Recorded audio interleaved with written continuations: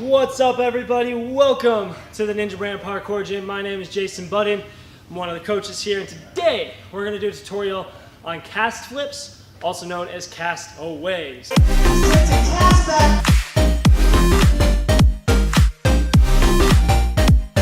So to begin with, if you have a foam pit available, I highly suggest that you use a foam pit. Makes injuries very, very minimalistic. That way you can crash, and if you freak out, there's not as much of a consequence behind it. If you don't have a foam pit available, make sure you go to a gym or a nice soft place. That way if you do land with your ankles a little bit crunched or a little bit hyperextended and you over-rotate, you're not giving yourself any kind of injury. Okay, so first we're gonna go ahead and start over here where I'm gonna show you guys a progression into these castaways. Okay, so the first part of a castaway is obviously a cast. For those that don't know what a cast is, it's when you are on the box in support or half cat position here, and you kick yourself back and give yourself a nice little boost using your hips. Now, there are two kinds of casts that I personally use to do these. The first one is a hip cast. The second one is known, at least I call, a kick cast. Okay? The difference is one uses your hips primarily, and the other one you use your foot to kick yourself off the wall. So the kick cast would look something along the lines of this. I would start with my feet on the wall, and I'd kick myself back. What this does is it gives you a lot of power off the wall, but the downside is it pushes you away from the wall further than you might want to get a nice blocking action for your cast. The other option is that hip cast. When I'm here, I'm going to lean into it, my feet come off the wall, and I use my hips and my feet to act like a whip to pull myself off the wall and drive myself back. Now, when you guys are here, I recommend starting on a low surface and work on your crash. Now, the reason why I personally like working on crashes is it gets you comfortable with the quote-unquote worst case scenario. You never want to make the worst case scenario what the actual worst case scenario is, because then you might get a little bit too scared. But if you do a couple of these, you crash on your back, you get comfortable landing in that position, the fear goes away just a little bit or just enough for you to power through and rip the tuck and land on your feet. So I'm going to do a hip cast today. I'm going to primarily show you guys these. So like I said, you're going to start in that half cat or support position. As you do this, I'm going to cast out. Step number one is as you cast, try to get your hips as high above the box as possible off your cast. So when I'm here, I'm going to get my hips up. And I want to be able to almost put my feet on top of it. For those that know what a cast up is, it's the same concept, but instead of driving your knees forward, we're going to drive our knees back.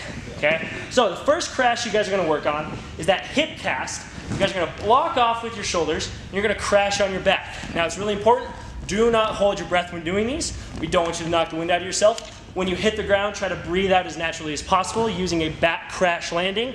Make your body nice and big, arms go out to the side, never ever behind you. We don't want to end up with broken wrists or elbows. Okay? So the crash will look something like this. Okay?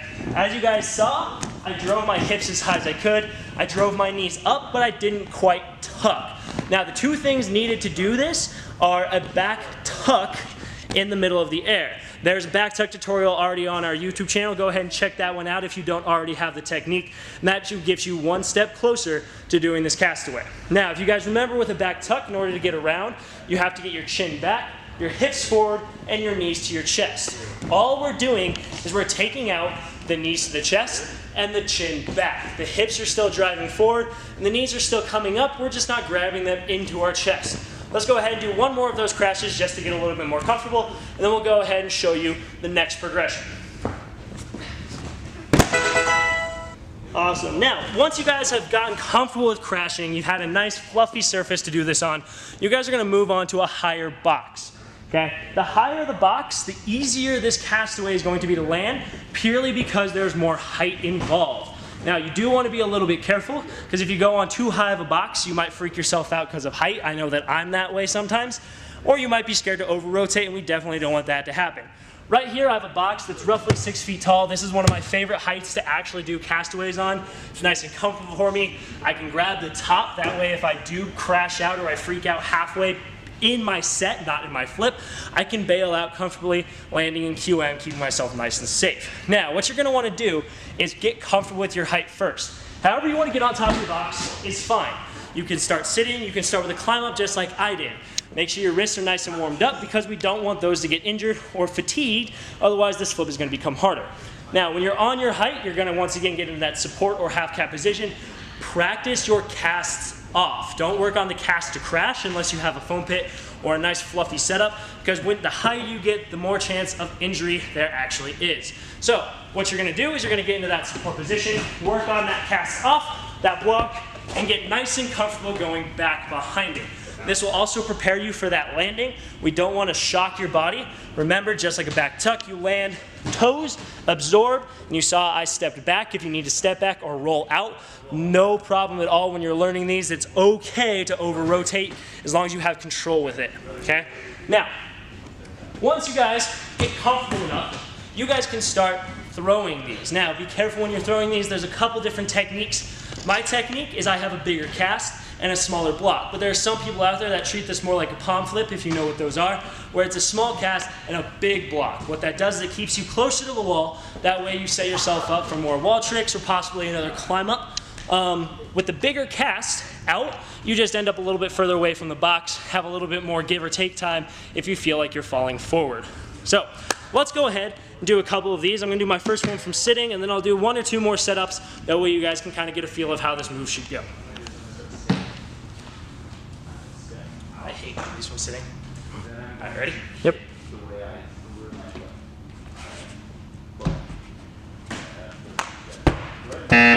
So right there you saw I under-rotated a little bit, fell into the box. That's why I like to push myself a little bit further away.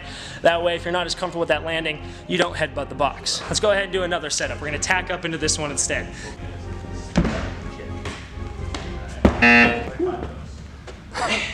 That one I over-rotated. Let's try to do one sticky for you guys to show that these are possible to do with a little bit of control.